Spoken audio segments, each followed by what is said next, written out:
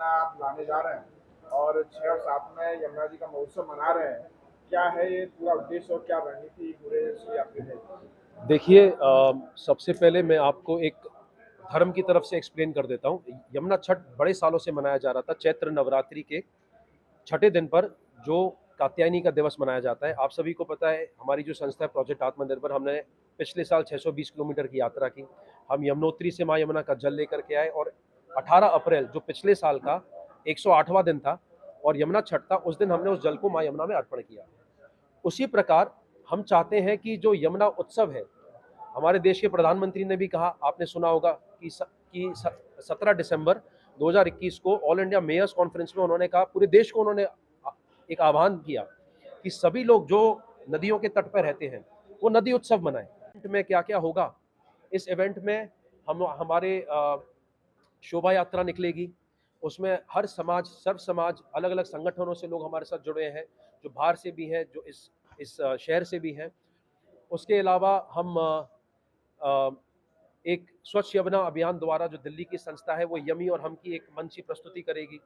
उसके बाद में तिरुपति बालाजी देवस्थानम बोर्ड के जो 1980 से मेंबर है डॉक्टर यल्ला वेंकटेश्वरा राव, जो पद्मश्री भी हैं और जिनके पास गिनीज वर्ल्ड रिकॉर्ड है, 36 घंटे बिना पानी और बिना खाने के उन्होंने मृदंग बजाया था तिरुपति बालाजी के मंदिर में। वो स्वयं अपनी टीम के साथ में आ रहे हैं और एक अनोखी एक प्रस्तुति कर रहे हैं हमारे सामने, यमुना कल्याणी के नाम से उसकी प्रस्तुति होगी।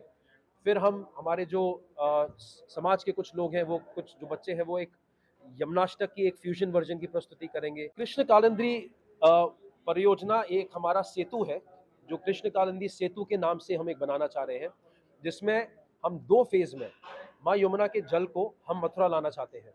जिस प्रकार से हम उनका जल ला रहे हैं, उसी प्रकार से हम जो कलशों में ला रहे हैं, हम चाहते हैं अब ये परमानेंट एक पाइपलाइन के माध्यम से आए।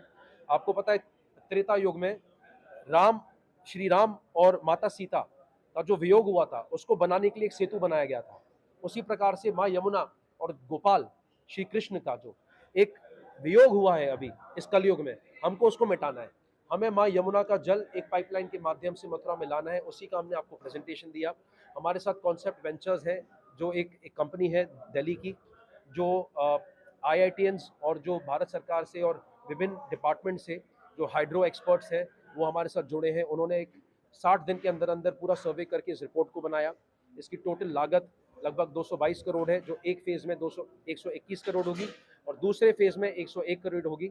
फर्स्ट फेज़ में हम इस जल को, हमारा प्रयास है कि हम हथनी कुंड के पास से वो जल को मथुरा लेकर के आएँ और दूसरे फेज़ में, क्योंकि 4 धाम यात्रा की ऑल वेदर रोड बन रही है, जैसे ही वो रोड कंप्लीट होती है, हम सेकंड फेज़ में यमुनोत्री से ही इस जल को हम यहाँ पर लेकर के आए। टोटल 5 साल का ये योजना है। इसमें हमें अप्रूवल उत्तराखंड सरकार और उत्तर प्रदेश सरकार से लेना है।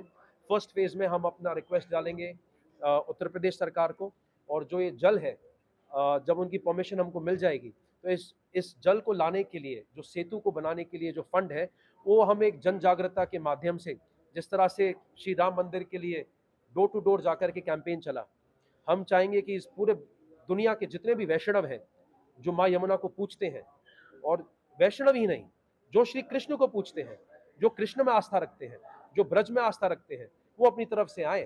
तो 650 किलोमीटर की पाइपलाइन है।